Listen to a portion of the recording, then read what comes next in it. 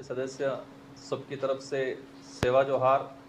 और ये जो आने वाला लोकतांत्रिक महोत्सव जो आ रहा है, उस लोकतांत्रिक उत्सव में झारखंड की जनता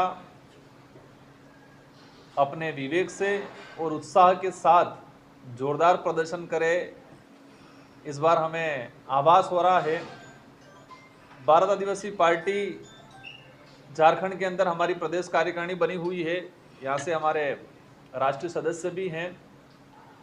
और आपके चैनल के माध्यम से झारखंड के साथियों को बताना चाहूँगा कि इस लोकतांत्रिक देश के अंदर वर्तमान समय में सबसे कम समय में सबसे अधिक ग्रोथ करने वाली पार्टी है भारत आदिवासी पार्टी, जो आपके बीच में आज है। भारत आदिवासी पार्टी को झारखंड में इसलिए आने की जरूरत पड़ी कि जिस उद्देश्य से हमारा देश आजाद हुआ था, और आजाद भारत के अंदर झारखंड राज्य को लेके कई आंदोलन हुए, कई आंदोलनों में आंदोलनकारी शहीद भी हुए, कई जनों ने अपना पूरा जीवन खपा दिया।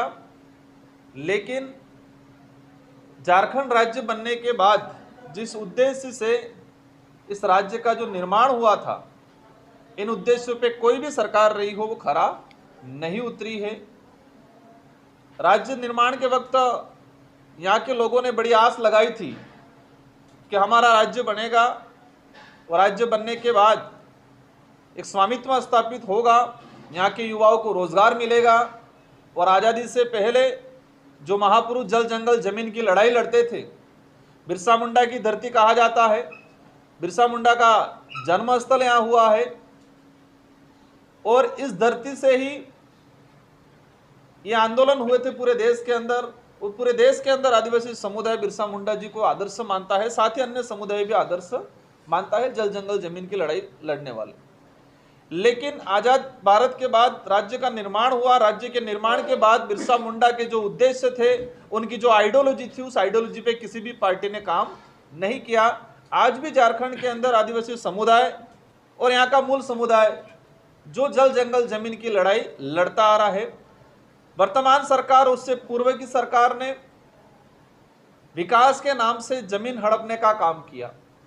वर्तमान में जो सरकार आई सत्ता में झारखंड में, उससे पूर्व जो सरकार थी, रघुवर दास जी की सरकार थी, उन्होंने लैंड बैंक के नाम से एक अभियान चला के आदिवासी समुदाय के जितने जो पूजा पद्धति स्थल थे, आदिवासी समुदाय के कब्जे शुदा जो जमीन थी, हजारों सालों से वो खेतीबाड़ी करते आ रहे थे, इन जमीन को रिकॉर्डली हड़पने का काम किया। और झारखंड मुक्ति मोर्चा इसी मुद्दे को लेकर चुनावी मैदान में गई, और चुनावी मैदान में जाने के बाद जनता ने भरोसा जताया। लेकिन 5 साल होने आ गए, लैंड बैंक का जो इशू था अभी तक क्लियर नहीं किया गया है। झारखंड में ये आदिवासी बाहुल्य क्षेत्र है। एक मुझे जानकारी मिली, उस जानकारी प्राप्त करने के बाद काफी दुख हुआ कि देश के अंदर पैसा एक्ट बना हुआ है और झारखंड के अंदर आज तक उसके नियम नहीं बने हुए। पहले भी आदिवासी मुख्यमंत्री रहे, अभी भी है, लेकिन पैसा एक्ट का कानून आज तक नहीं बना पाई झारखंड की सरकार। आदिवासियों के लिए एक सुरक्षा कवच है पैसा एक्ट, ताकि कोई भी कंपनी, केंद्र या राज्य सरकार बिना साम सहमति से जमीन नहीं हड़पे। लेकिन झारखंड के अंदर आज भी पैसा कानून नहीं बन पाया। ये एक बड़ी दुखद बात है। अन्य राज्यों में, सारे राज्यों में पैसा नियम बन गया है, लेकिन झारखंड के अंदर नहीं बना है, जिसके वजह से आदिवासी समुदाय की जल जंगल जमीन आए दिन हड़पा जा रहा है। इस इलाके के अंदर, और यही नहीं पूरे देश के अंदर, आदिवासियों की अपनी एक आइडेंटिटी को लेकर आंदोलन अलग अलग प्लेटफॉर्मों पे किए जा रहे हैं। हमारा देश एक धर्म निरपेक्ष देश है, और साथ ही इस देश के अंदर अनेक धर्म भी हैं, अनेक संस्कृतियां हैं, अनेक समुदाय हैं। आदिवासी की जो आइडेंटिटी, जो आदिवासियों की एक अलग धार्मिक जनगणना, जब देश के अंदर 1871 में जनगणना कॉलम जब हुआ, आदिवासियों को अलग से जनगणना हुई, 1951 तक हुआ।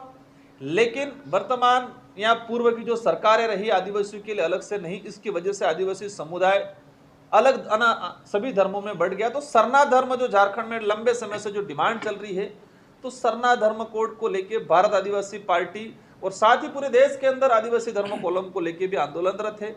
और इस बात को लेके मैं जब संसद में गया तो मैंने जो सरना धर्म कोड की जो डिमांड थी उस डिमांड को रखा है और बहुत जल्द भारत आदिवासी पार्टी के नेतृत्व में लोकसभा में इस बात को रखेंगे, सरकार से जवाब मांगेंगे कि 11 नवंबर 2022 को जो झारखंड विधानसभा से प्रस्ताव पास होकर केंद्र को गया था उस पर क्या अमल किया गया।